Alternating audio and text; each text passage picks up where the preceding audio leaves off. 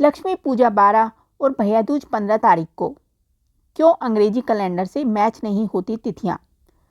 इस बार दीपावली के 2 दिन बाद भाई दूज मनाई जाएगी। कारण अमावस्या का 2 दिन होना। 12 को दीपावली मनेगी और अगले दिन सोमवती अमावस्या मनाई जाएगी। फिर गोवर्धन पूजा और 15 को भाई दूज रहेगी। इस तरह दीपावली का उत्सव 5 की बजाय 6 दिनों का रहेगा।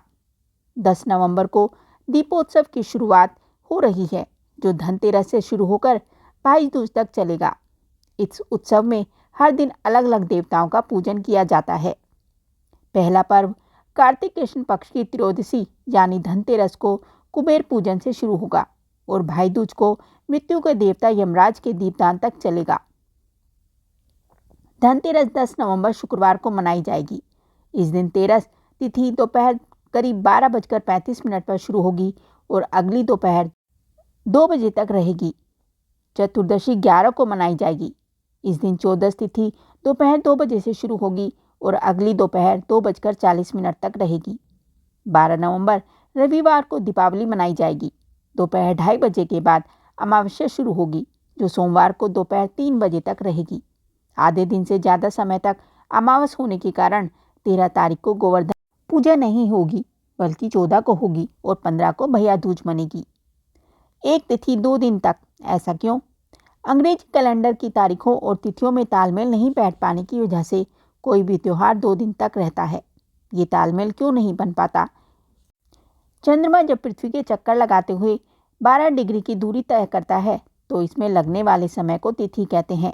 इस तरह आगे बढ़ते हुए एक चक्कर 360 डिग्री पूरा करने में कुल 30 तिथियां लगती हैं।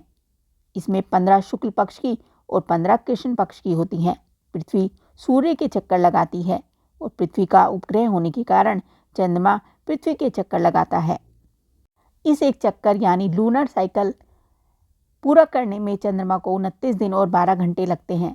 लेकिन अंग्रेजी कैलेंडर का एक महीना कभी 30 तो कभी 31 दिन का होता है। इस कारण चंद्रमा मास और अंग्रेजी महीने में करीब 2 दिन से 2.5 दिन का अंतर हो जाता है। इसी वजह से अंग्रेजी तारीखों से तिथियों का तालमेल नहीं हो पाता। धनतेरस पूजन के साथ दीपदान की शुरुआत 10 नवंबर शुक्रवार को होगी। इस दिन आयुर्वेद के देवता धन्वंतरी की पूजा की जाएगी। इसी दिन से दीप जलाने की शुरुआत होगी और 5 दिनों तक दीप जलाए जाएंगे। परंपरा के चलते इस दिन सोना, चांदी, बर्तन और हर तरह की खरीदारी की जाएगी। माना जाता है इस दिन खरीदी गई चीजें अक्षय, सुख और समृद्धि देने वाली होती हैं। रूप चतुर्दशी 11 नवंबर शनिवार। औषधि स्नान, विष्णु पूजन और यम के लिए दीपदान। इस दिन ब्रह्म मुहूर्त में उठकर हल्दी, चंदन और सरसों के तेल से बना उपटन लगाकर नहाने की परंपरा है।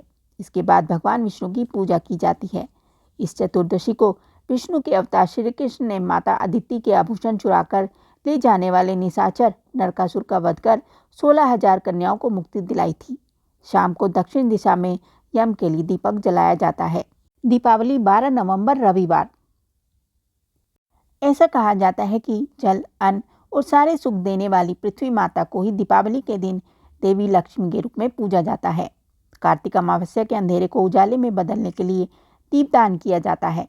अंधेरे से प्रकाश की तरफ जाने वाले सनातन धर्म में प्रदोष काल में यानी शाम के समय देवी लक्ष्मी के साथ गणपति, सरस्वती, कुबेर और भगवान विष्णु की पूजा की जाती है। सोमवती अमावस्या 13 नवंबर सोमवार। स्नान, दान और पितृ पूजन। सोमवार को सूर्योदय के वक्त अमावस्या तिथि होने से यह शुभ संयोग बनता है। इसे स्नान दान का पर्व भी कहते हैं। इस संयोग में तीर्थ स्नान करने और जरूरतमंद लोगों को दान देने से अक्षय पुण्य मिलता है, यानी वो कभी खत्म नहीं होता।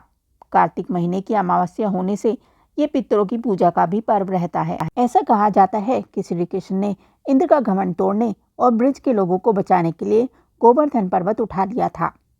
इसके बाद गांव वालों ने श्री कृष्ण को कई तरह के पकवान बनाकर खिलाए। श्री कृष्ण के साथ गोवर्धन पूजा की जाती है। इसके बाद भगवान को 56 भोग लगाकर प्रसाद बांटते हैं। भाई दूज 15 नवंबर बुधवार। यम और यमुना की तरह भाई बहन का त्योहार। ऐसा माना जाता है कि इस दिन यमुना ने अपने भाई यम को अपने घर पर भोजन करने के लिए बुलाया था। यही वजह है कि आज भी कई लोग इस परंपरा के चलते बहन के घर खाना खाने जाते हैं। इसके बाद बहन यमराज से भाई की लंबी उम्र की प्रार्थना करते हुए तिलक लगाती है। ये जानकारी आपको कैसी लगी हमें कमेंट करके ज़रूर बताएं। साथ ही वीडियो को लाइक करें, चैनल को सब्सक्राइब करें। धन्यवाद।